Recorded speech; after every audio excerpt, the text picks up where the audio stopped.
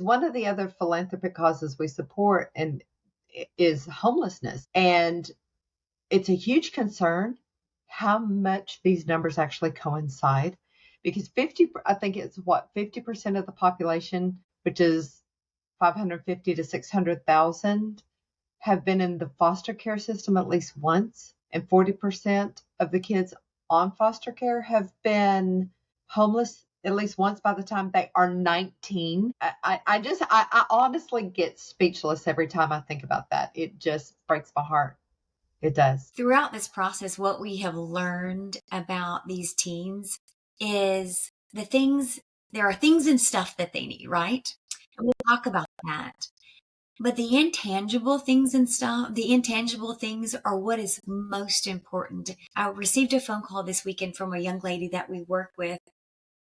And she said, "Hey, I'm going to a friend's house weekend, and I wanted someone who cared about me to know. And I realized you're the only person that I can call."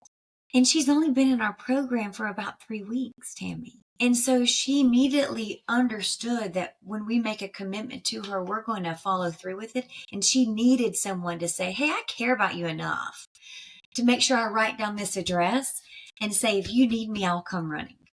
You're listening to the Real Estate Runway Podcast, powered by Quattro Capital, where we're all about alternative business and investment strategies to help you amplify life and maximize wealth. Here's your host, Tammy, the operational maestro.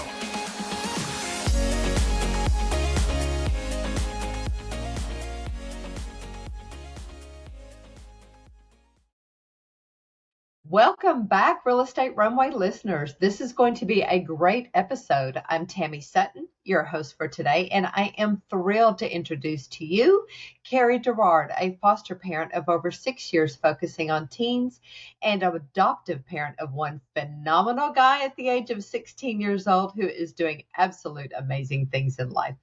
Carrie is co-founder and director of Jonathan's Path, an organization that supports teens in foster care right here in our community.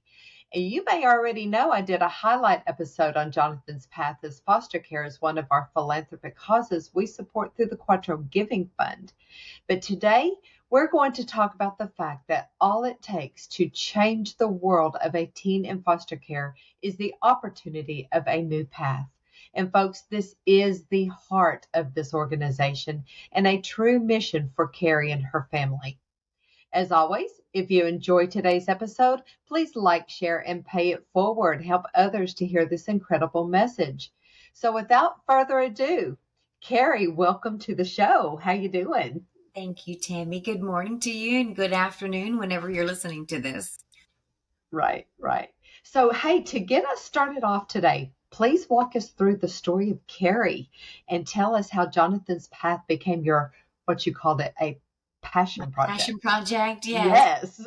So my husband and I just found ourselves many times having young people around us that needed a soft place to land, a firm ground to build new roots, some guiding paths to make sure that they are not falling off and constantly getting back on.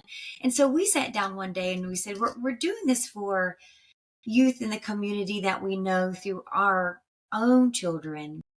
But what if we went through the foster care system? So we started investigating it here in Middle Tennessee. And one of the things that we learned is our state, the state of Tennessee, is one of the worst states in the country for permanent placement for teenagers. Yeah. And in Williamson County, where we live, when we first started this journey, we were the only home in Williamson County that would accept a teenage boy for permanent placement. And we were kind of taken aback by the whole situation. We had a teenager in our home at the time, and we knew the normal struggles of a teenager with parents, with a foundation, with a good school. And we did not truly understand the depth of the suffering that is currently happening. And so as we started investigating, going through this process, we had our first youth that came into our home at the age of 12, and he stayed with us for about 18 months. He returned home, which is the point of foster care, to try to reunify families. And yet he still calls every other week and stays in touch with us, which is a fantastic feeling. Taylor, who you alluded to a few moments ago, and I know you know Taylor and Jonathan from your school days. And Taylor came into our home at the age of 16. And then at the age of 18, we were able to adopt him permanently into our family. I love that. You know, Tammy, throughout this process, what we have learned about these teens is there are things and stuff that they need, right? Right. We'll talk about that. But the intangible things and stuff, the intangible things are what is most important. I received a phone call this weekend from a young lady that we work with. And she said, hey, I'm going to a friend's house for the weekend, and I wanted someone who cared about me to know. And I realized you're the only person that I can call. Wow. And she's only been in our program for about 3 weeks, Tammy. And so she immediately understood that when we make a commitment to her, we're going to follow through with it. And she needed someone to say, hey, I care about you enough to make sure I write down this address and say, if you need me, I'll come running. And that kind of sums up the heartbeat of what Jonathan's Path does. That just makes my heart swell. It does. It does. And it swells and it's painful at the same time, because I think about myself. We've all been a teenager. You know, I was a knucklehead teenager. I think I come from a long line of other knuckleheads that have done some things. And I look back, I'm like, how did I make that through? And then I realized, oh, I had my mom rock. She was amazing. I had my dad, another rock, amazing. That's how I made it through. But if I didn't have them, would my path go to a different direction? Probably. And so what we do is we have that foundation for them. We have that parenting as a mentor. I know that you know that very well as a mentor to some of these youth. Yes. It's also very real to us that there's a gap between what is offered in foster care and DCS and what they can get.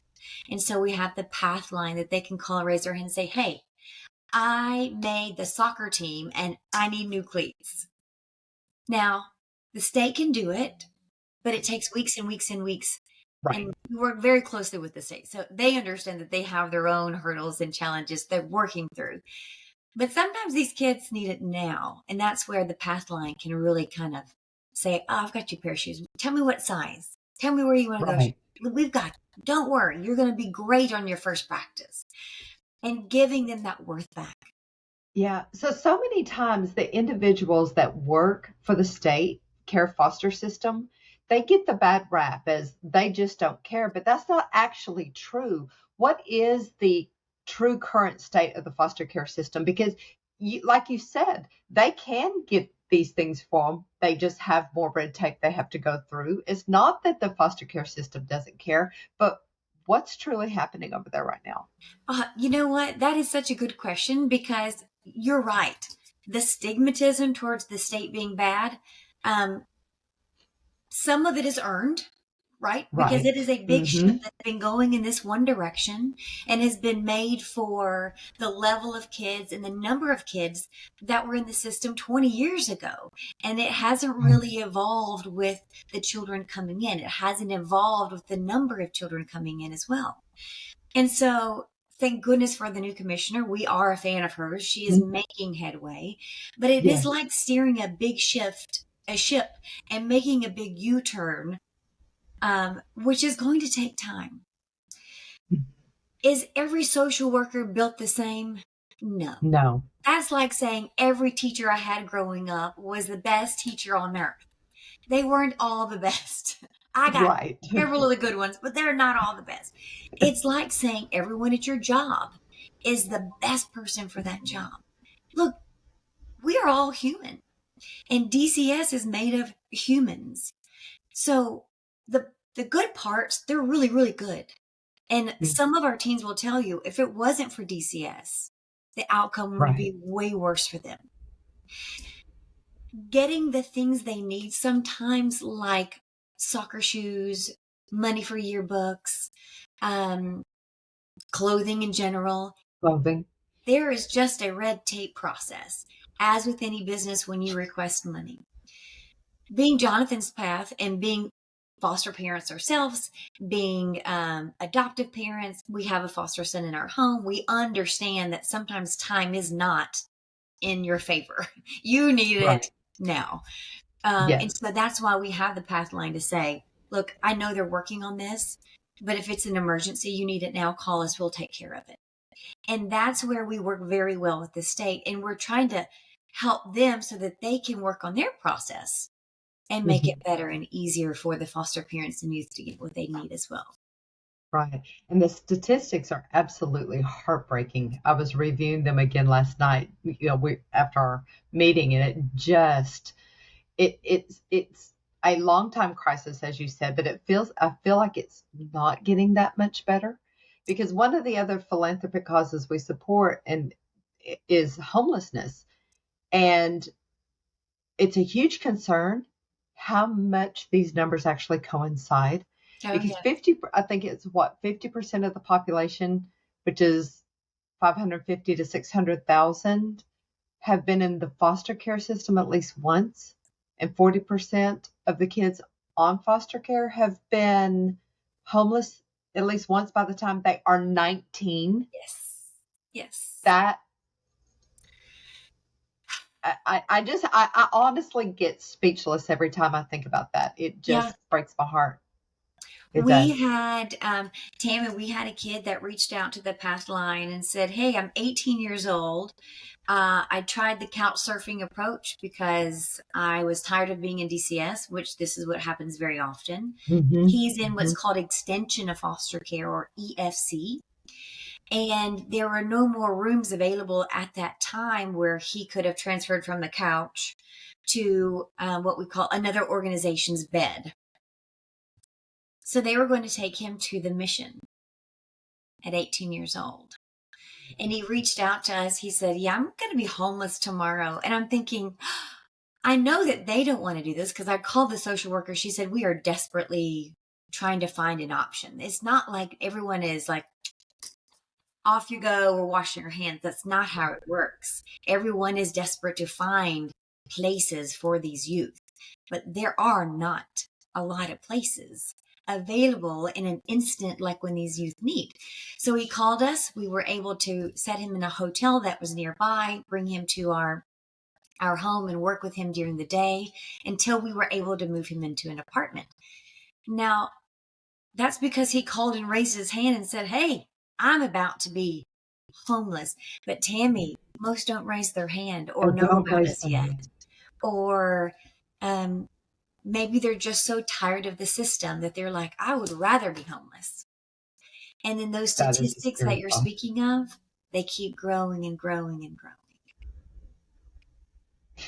So what is Jonathan's path that's doing that is this new approach? Now, we've talked about the path line, but let's talk about what the true mission is of Jonathan's path. Well, how are we going to approach this differently to, I believe you said one time, turn foster care system on its upside down? What did you say? I loved that saying. That we're flipping the script. We're going to turn it upside flipping the script down. Yes. Yes. We're taking our experience as foster parents, as adoptive parents.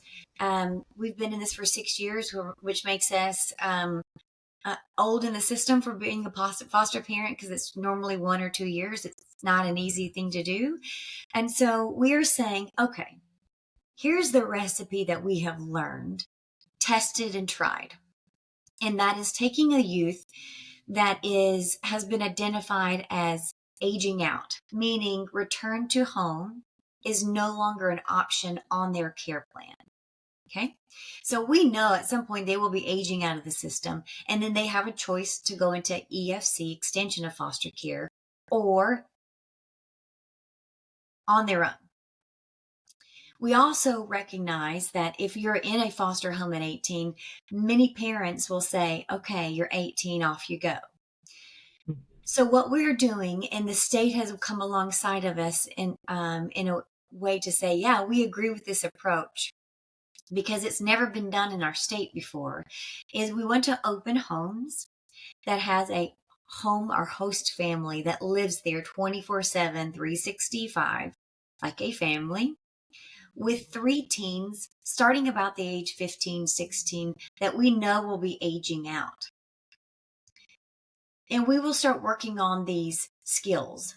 We learn the earlier we can swim upstream to get these kids and start getting them prepared and getting them loved on and the path built and the understanding of what they need earlier, the better our odds are of launching them into adulthood. Not at 18, by the way.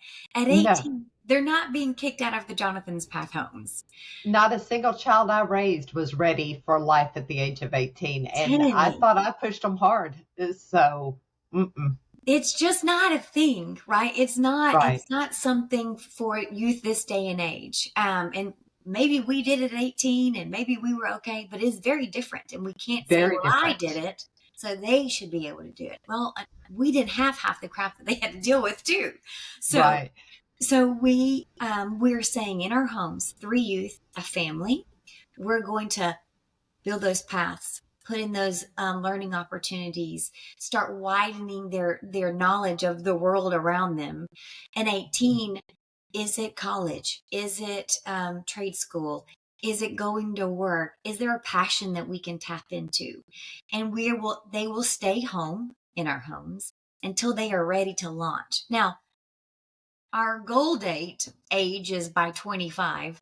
I don't think it's going to take us by 25 because what we have learned, tried and tested and true, is that if you start doing the work early, they will launch better and earlier than what they're doing now. So the state sees this as a viable, scalable plan. And so our goal is to start opening these homes this year, hopefully being our first home, and then expanding it in Middle Tennessee and then out through the state. What an incredible approach this is going to be. I mean, I foresee the vision in my head, the future. They're all coming back for Christmases. This is the place that they can come back to. This is, I just love this idea. And I know that this is going to work. We just have to get this going. And this is going to be the year that this happens. But I also know that you are giving all of you to this, all of you, because I'm sitting here watching it. So how has your superpower contributed to your success thus far with Jonathan's Path? My ability to talk and connect with these teens keep me going. The phone call on Saturday, I was working and on Jonathan's Path and on our capital campaign that we're going to be kicking off. And when I received the phone call, I'm like, okay, just keep going, just keep pushing, because that is a life I know we are turning around, and that is someone that's going to be a better citizen in our community. I've got to keep pushing. And so that's my superpower of really understanding that what the small steps that we're making are making major impacts in lives and major impacts in our community. And we're not talking thousands of kids at a time. Let me be very clear. We want the quality impact on a child, one child at a time. I'm not looking to change the lives of 1,000 next year because we can't give that equality. We want to say, I see you and we're going to work together, and I see you, and then we're going to expand in a way that we can continue to give that level of approach and that level of care to each child, because we know that is the success. It's not in the numbers. No, it's not. So as with all superpowers, there's a kryptonite. Yes. There's a kryptonite. I don't remember. If you ask me this, I don't know what I would have written, but right now I'm thinking daylight. More. No, so more. What is... So I know that this has not been easy. So I know that there has been things go wrong. Yes. So when that does, What's that kryptonite like? Because we're dealing with children's lives here, and I know that that's hurtful. So it's, not every child is going to want to walk the path. And I think that's the hardest part for me is when you give your heart, soul into someone you love. And I do love these children. When they disappear on you, that's my kryptonite, because I'm thinking, Yep. oh, and we had a youth that disappeared for 4 months, and I called every jail, every hospital, every morgue, once a month to just see if I could find him. And I think about 2 months ago, he resurfaced. And I couldn't get it out fast enough when I got him on the phone. I'm like, where have you been? He goes, Miss Carrie, I'm so sorry. He goes, my phone was lost and my only phone number was you. And I was like, oh. And he was moving around because he was being a little transient. And I thought, oh my goodness. At least he came back. He's back in the program. He has a job now. Like, at least he came back. But those moments of I've lost him, or that moment of I don't know if he's gonna walk this path yet. Right. Those are just heartbreaking. But what you said is he knew you were there. Yes, he did. And he came back. He came back. And there may be kids that are not ready, but we're giving that message, we're giving that foundation, we're giving that opportunity, and that's what I love about Jonathan's path. So what can folks do to get involved with Jonathan's path? Because not everyone, has a check to write. Not everyone has, what can we do to help? There are so many things, actually. One of the easiest ways is social media. Like, post, share our social media, follow us, stalk us. I mean, whatever you need to do to make sure that you are aware of what's going on, but also to let the people that you know in your circle what's going on as well. I always say, talk about foster care, talk about these youth, not as if they're criminals or kids that have done something wrong, but are victims of trauma, and that they have a right to have a good life. And so help us change that outlook for these children just by having the conversations. The other thing is, yes, you can volunteer. We have lots of events coming up with our youth, without our youth. You can certainly, the donations always help, because with our Pathline, we have a very big need of youth that are needing a variety of things: mental health, medical, shoes, clothes, food. And then, of course, with our capital campaign of opening our first home, we will need support in that, not just monetary, but also designing the home. If we have any decorators, we want this home to be the home that they can't wait to come home to in the afternoons. We want each young person to have their own room that looks like them. Yes. We want to make sure it's furnished nicely. We are looking for partners that are in the automobile industry, because these youth can't get a job without a car and be independent. And so we want to make sure that that's available to them as well. So there's many different levels. If you just think about two things: what does it take to have a company, or what does it take to share a company's information? So however you want to do it, by word of mouth or by social media. And then two, what would you do for your child? That's what we need to. And I'm going to give a little plug here. The Quattro Giving Fund, we accept cash and complex gifts. And when I talk about complex gifts, guys, I want you to think about donating shares of a company or an asset before it's sold, because it'll minimize your taxable gain and maximize your giving potential. And that is powerful, folks. So don't forget about that. We can do great things for this organization that way. So I know that you have already kind of plugged it a couple of times. There's so many good things happening, a lot of great things coming up here with Jonathan's path. So why don't you give us all the exciting news about this capital campaign? So we are very excited to be rolling out this capital campaign. It is our first, and we have many different levels of sponsorships available to us, with what is being called very rich benefits. We Yes. understand that Jonathan's path is not something that everyone understands. Everyone doesn't understand foster care. So we want to make sure that our sponsors and the people that want to be a part of our community really get the max amount of exposure, the max amount of benefit and partnership and understanding how they can change the lives of these youth in Middle Tennessee. We have a page on our website up now, the capital campaign. I think it's like right there in the main menu at the top. We are working with, like you said, the Quattro Fund, which you can get. That's also on our website as well. Mm-hmm. So you can give online with ACH. I don't know what you call it, but check writing or electronic checks. Look at me. Electronic checks. Debit, credit cards as well. And if you need to mail a check, we can give you the address where it's on our website as well. So yes, there's awesome. Lots of different ways to get involved this year and lots of event sponsorships as well. So if our listeners want to reach you, where can they learn more? What is your website? It is jonathanspath.org. That's JONATHANS. And then on there, you will see my contact information, which is also Carrie at jonathanspath.org.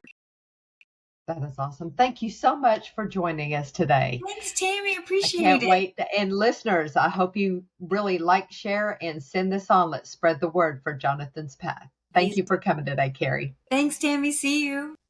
We hope this episode was insightful and brought value to your day. If so, please be awesome and leave us a 5-star review. Find out how Team Quattro can help you at thequattroway.com and scroll down for more info. Until next time, this is the Real Estate Runway Podcast.